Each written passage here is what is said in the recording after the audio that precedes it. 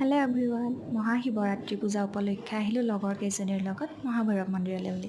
আৰু ইয়াত যে ইমান মানুহৰ ভিৰ, এয়া হৈছে সন্ধিয়াৰ এক দৃশ্য।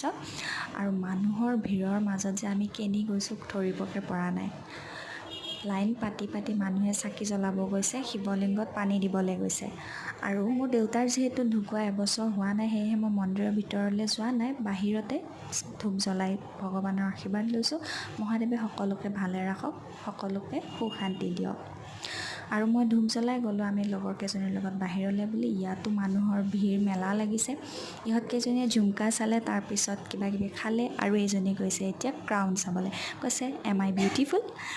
তাৰপিছত গ'লোঁ আমি দোকান চাই জেলেপি খাবলৈ। গৰম গৰম জেলেপি দেখি ৰখিবই নোৱাৰিলোঁ, জেলেপি খালোঁ আৰু লগত আছিলে মহাদেৱৰ প্ৰসাদ, অলপ খালোঁ।